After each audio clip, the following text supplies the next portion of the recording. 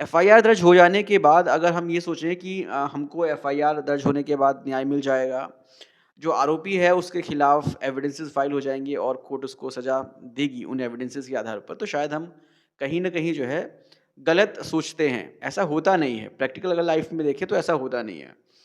Police investigation करती है या नहीं करती है, यही नहीं पता चलता। सालों-साल केस पेंडिंग पड़ा रहता है और इन्वेस्टिगेशन ही नहीं होती, चार्जशीट ही फाइल नहीं होती। जब तक चार्जशीट ही फाइल नहीं होगी, तो केस आगे कैसे बढ़ेगा?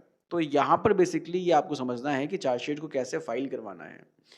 केस की मॉनिटरिंग कैसे करनी है, ये बहुत ही इम्पोर्टेंट है। जब तक केस की मॉनिटरिंग नहीं होगी, पुलिस जो है प्रॉपर तरीके से चार्जशीट फाइल नहीं करेगी। बहुत डिले कर देती है।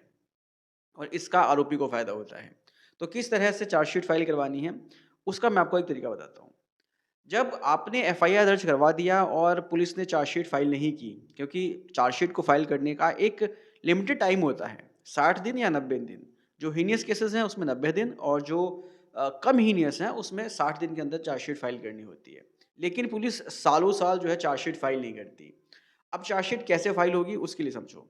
भारतीय नागरिक सुरक्षा संहिता की सेक्शन 175 में ये प्रोविज़न है कि पुलिस की जो इन्वेस्टिगेशन है, उसकी मॉनिटरिंग कोर्ट कर सकती है। तो केस में इन्वेस्टिगेशन किस स्टेज पे चल रहा है, इसकी अगर जानकारी आपको लेनी है, तो आपको मजिस्ट्रेट के सामने एक एप्लीकेशन फाइल करनी पड़ती है कि भई पुलिस को एक बार जो है बुलाकर पूछ तो लो कि इन्वेस्टिगेशन में क्या प्रोग्रेस है, कहाँ तक इन्वेस्टिगेशन पहुँची है, साल 2 साल हो गए हैं, अभी तक चार्जशीट फाइल क्यों नहीं हुई? तो यहाँ पर बेसिकली क्या होता है कि ऐसा करने से पुलिस के ऊपर एक प्रेशर जाता है और जब प्रेशर आप 2 बार, 3 बार, 4 बार क्रिएट करवाएँगे कोर्ट के थ्रू, तब पुलिस उसमें अपना इन्वेस्टिगेशन करके चार्जशीट फाइल करती है। इस तरीके से आप चार्जशीट फाइल करवा सकते हैं। लेकिन यहाँ पर भी समझने वाली बात ये है कि चार्जशीट ज़रूरी नहीं है कि कंप्लेनेंट के फ़ेवर में ही आए। अक्सर देखने को मिलता है कि पुलिस जो है आरोपी से मिलीभगत करके या पैसे खाकर उसके खिलाफ चार्जशीट फाइल ही नहीं करती है, उसका नाम ड्रॉप करने की कोशिश करती है।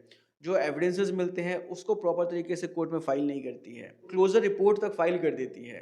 तो अब इससे कैसे निपटा जाए? ये बहुत ही इम्पोर्टेंट है। इसका भी रामबाण इलाज है। इसके लिए आप जो है भारतीय नागरिक सुरक्षा संहिता के सेक्शन 173 क्लॉज़ 9 में आप जो है एक एप्लीकेशन लगाकर उस केस में फर्दर इन्वेस्टिगेशन की आप बात कर सकते हैं।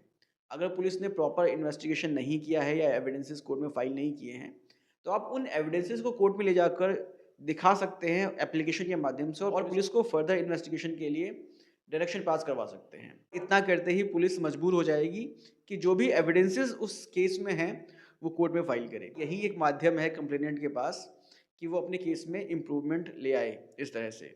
उम्मीद करता हूँ कि आपको वीडियो इन्फॉर्मेटिव लगी होगी। अगर इन्फॉर्मेटिव लगी तो इसको शेयर कीजिए। मिलते हैं नेक्स्ट वीडियो में। Take care, bye bye.